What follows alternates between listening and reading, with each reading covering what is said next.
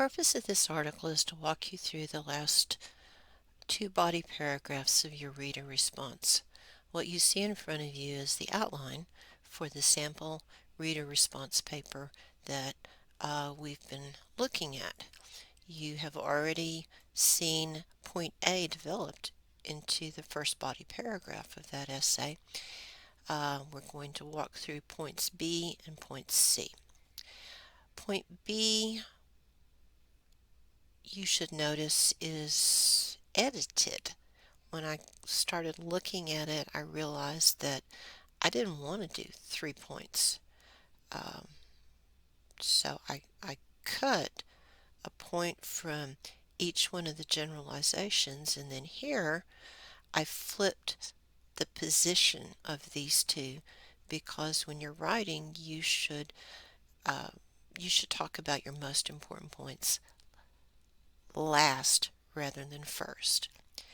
And the reason I point this out to you is to encourage you to change your outline up if once you get started writing, the outline's not fitting the way you want the paper to go. So let's scroll down here to the body paragraph. The first sentence is the topic sentence. The article relies almost equally on logos and pathos to make its case. All I did there is just copy from the outline. And then I decided, I want to get the reader set up to understand what I'm talking about. So I decided I would talk a little bit about what it means to develop an argument using logos. Developing a case through logos means that the writer commits to giving detailed information and then drawing conclusions from that information. Thus, the reader has access to the same information and can see clearly what the writer is basing her conclusions on. Alright, so now I'm ready to go back to my outline. This sentence right here, I call it a breadcrumb sentence. It's a sentence inside the paragraph that organizes the next couple of points so that your reader stays on task. So Bazelon uses logos in two main ways, and that means that the reader is now prepared for, oh, the first way must be what she's going to talk about. So, yes indeed. First, she provides extra information on points she's making through embedded hyperlinks in the article.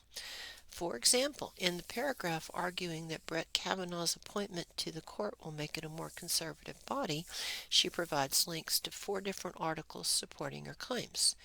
And then I tell what they are and actually give the source. I parenthetically cite my source, and then all 4 of these articles take the reader to different sources, suggesting that she's done her homework and possesses a deep knowledge and understanding of the subject. So let's look at this as a chunk. All right. Each time you cite a source, you have to frame it. And you may remember this from 1301. But each one of your sources has 2 things in front of it and 2 things behind it. So the first thing that you do is you tell what idea the source is going to support. She provides extra information on points she's making through embedded hyperlinks in the article. Okay? Signal that you're about to use somebody else's words or ideas. For example, that's a good way to signal. In the paragraph arguing that Brett Kavanaugh's appointment to the court will make it a more conservative body, that's my signal that the writer has moved from her own language and is now working with the source. The third thing you do is you quote or really paraphrase most of the time what the information is that you want your reader to know. So she provides links to 4 different articles supporting her claims, and then I'll just tell you what the 4 different articles are as well as where they come from. And then after you're done with your source, signal that you're done with your source with a parenthetical citation. And in this case, because mine is a web article and I don't have any page numbers, I'm just going to signal with her last name. You don't need the year, just her last name. Now, if your article is a PDF and you do have page numbers, that's what you put in the parentheses is what page you found this information on. And then the last thing you do is you warrant the citation. And what that means is that you interpret it for the reader. Well, what's your point? I don't get it. Why is this important? Well, all four of these articles take the reader to different sources, suggesting that she's thorough. She's done her homework and she's got a deep knowledge and understanding of the subject. Oh, okay. Yeah, I get that. And then we're transitioning to the second point up here in the outline. So I've already done my embedded links one. Now I want to talk about the historical background.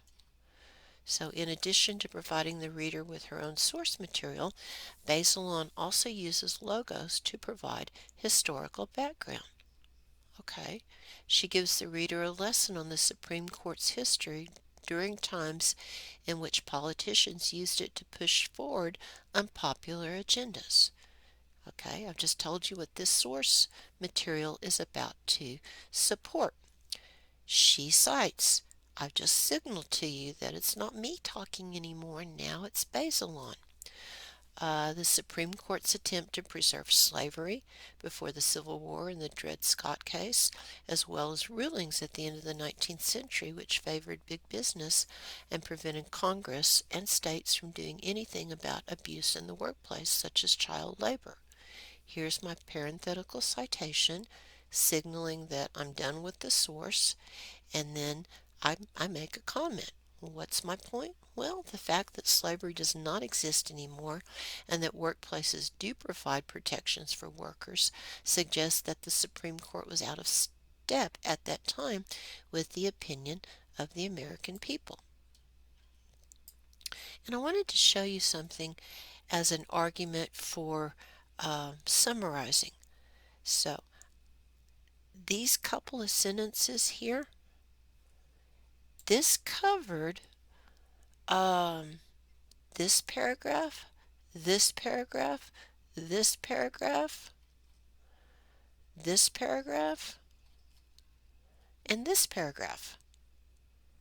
And I didn't want to chase rabbits and quote deeply from all of this. I just needed to extract what was important, and I managed to do that in just a couple of sentences. Keep going.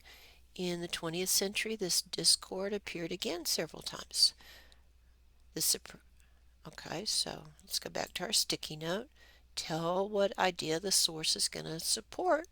Well, this next piece of material is going to support the idea that in the 20th century, the Supreme Court did the same thing as it did in the 19th century.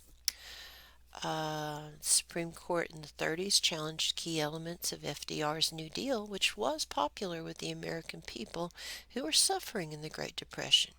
And then in the 1960s, the Supreme Court banned prayer in public schools, which is still an unpopular ruling among some. Parenthetical citation signals that we're not in her voice anymore, and then warrant. Bazelon gives enough specific examples to show that efforts have been made through our history to use the court, it should just be a lowercase c, to achieve ends that can't be achieved through legislation because the people don't support those ends.